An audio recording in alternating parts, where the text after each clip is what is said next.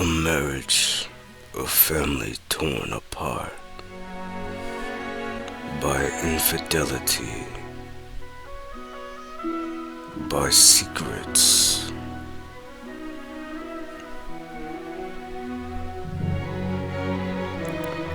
built in love,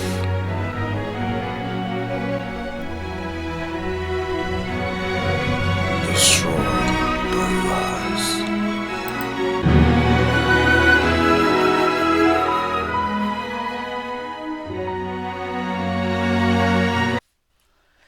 Dear Diary, the day I found out that I was my husband's side chick took me completely by surprise. I couldn't believe my eyes. She was definitely his type and everything I was not.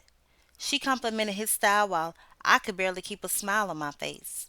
Between a full time job and raising our twins and then finding out that I was pregnant again, I was beyond tired.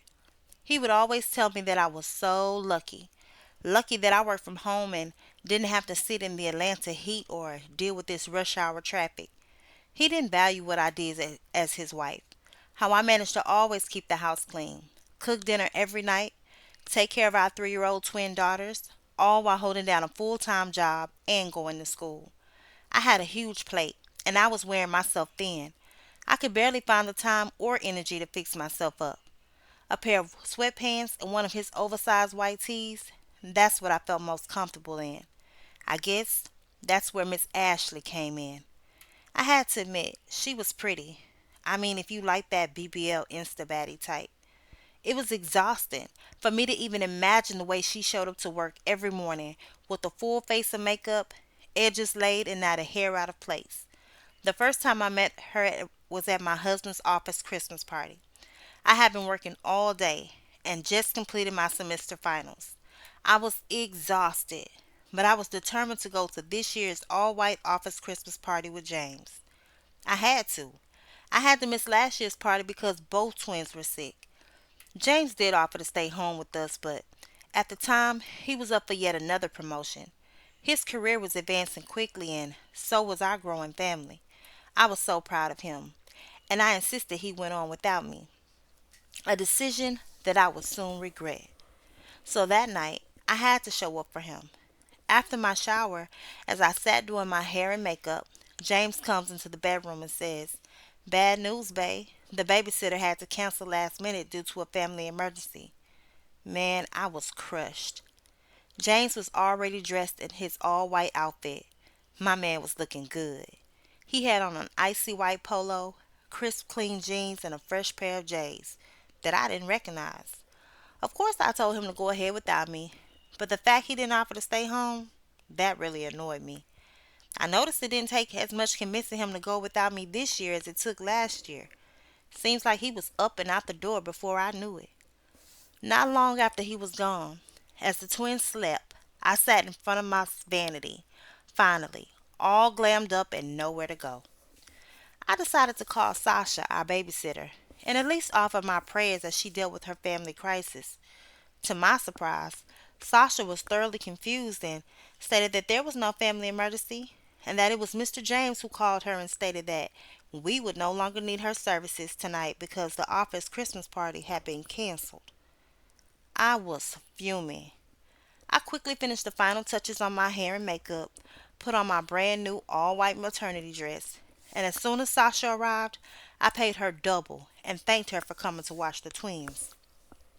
I walked into the ballroom determined not to make a scene. I was already 5 months pregnant, and adding angry black woman to the description was not the look I was going for. I sat in the corner of the room by the front entrance, close to the DJ booth. He was bound to notice me here. I took this opportunity to contemplate. Contemplate why. Why would he not want me to come tonight? And why was he in such a hurry to get here tonight, alone? Only a few minutes had passed before James and I locked eyes.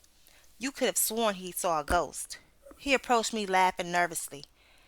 "Babe, what you doing here?" he asked. "Did the babysitter change her mind?" Okay, so we were playing that game. I decided to play along. "She's not the only babysitter in Atlanta, James. I thought I would surprise you. You look surprised. Are you surprised, James?" I said with the biggest smirk on my face. trying to hide my true emotions. Not surprised, he stuttered nervously, but happy. Just happy you were able to make it after all. He looked around anxiously, as if he was looking for something or someone. The food here is awesome, bae. He managed to sound sincere. Let me go get you a plate. Sit tight, I'll be right back. I was livid. My woman's intuition was on high alert. And child, when he left me sitting in the corner of that room by myself for far too long, I looked around to find him, and there he was. There they were. White jeans, white shirts, and matching all white J's. Adorable. They were lapping it up by the buffet table while he piled up a plate of food. I imagined him telling her that he was piling it on for his oversized wife. He probably forgot to mention that I was pregnant again, with probably another set of twins. My girlish figure was a thing of the past just because dual births ran in his family. I couldn't stand it, looking at the way he hung on her every word. It was clear he was infatuated with her physical beauty. I hated the way he made her laugh, the way she smiled up at him. Those had to be veneers. Why was she laughing so much?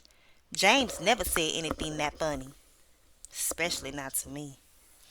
I decided to walk right up to them and break up this little laugh of palooza, trying hard not to let my clear insecurities rise to the surface. I told myself, keep it cute. She was not going to see me sweat. I couldn't let her see me bothered. She may have been his little work wife, but I was his wife, and she needed to keep it in perspective and stay in her place. Her clear flirtation with my husband was so cringe, and his enjoyment of it was even more disrespectful.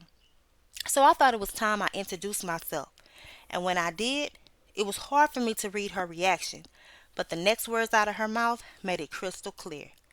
She said, "Oh, I didn't know JJ was married." Didn't know? How could she not know? And please don't get me started on her little pet name for him. That's when I found myself looking directly at James' left hand, which still bared the tan line as he casually put his hands in his pocket. I must have stupid written across my face. Still, I couldn't give either one of them the satisfaction. Yes, JJ and I are happily married with two twin daughters and one on the way, I said proudly as I patted my swollen belly. Wow, that's amazing, she said, clearly annoyed by my presence, and I can feel the turmoil flowing from James. So thick you could cut it with a butcher's knife. She couldn't excuse herself fast enough, and I was wondering how she lasted this long. I took one look at James, and my eyes said it all. He knew not to play with me at this very moment. 6 words: get my coat and let's go, was all the words I could muster up to say to him. I was so angry that I was visibly shaking. Which brings us to today. My relationship with James never recovered after that Christmas party. Our marriage was already in trouble, so the lies he told only invited more issues into our household. Our marriage was never the same. I no longer trusted anything he said, and I questioned his motives behind everything. Our bond that was once unbreakable was now unrecognizable. Our connection began to fade, and the lack of trust opened the door to doubt and welcome insecurities on both ends. Being in the same room with James is when I felt the loneliest. The warm, loving laughter that once filled our home had vanished, replaced by a cold and distant air that chilled me to the bone. There is no communication between us because talking only leads to bitter arguments. We have more of a co parenting roommate situation going on, with each of us sleeping in separate rooms. We both have contemplated the idea of divorce, but neither of us have been brave enough to start the process on the account of our now 5-year old twins and 2-year old son.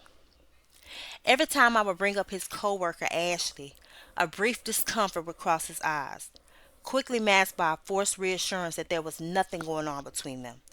However, it was becoming increasingly harder for him to conceal what I already knew to be true. His feeble attempts to start arguments with me on certain days and times so that he had a reason to leave the house, to go be with her, no doubt, became predictable. The crazy part is, months later, I find myself doing the exact same thing. almost mirroring his actions that he is still too blind to see. Don't get me wrong. I used to yearn for the days when our love felt indestructible, when his eyes held an unwavering devotion to our growing family. But lately, I have begun to find myself filled with so much doubt and uncertainty that my heart no longer yearns for the familiar warmth of my husband's love. It's now been replaced with the desire for someone else. As unsettling as it is to admit, I have found comfort in the presence of someone else. Although I would never cross the line to disrespect the vows I made to James, I cannot help but daydream of what if. Because in the midst of the storm that is my marriage, an unexpected ray of sunshine has found his way into my life in the form of a true friend and an irreplaceable confidant. And his name is Ryan. Forever true, Kelly.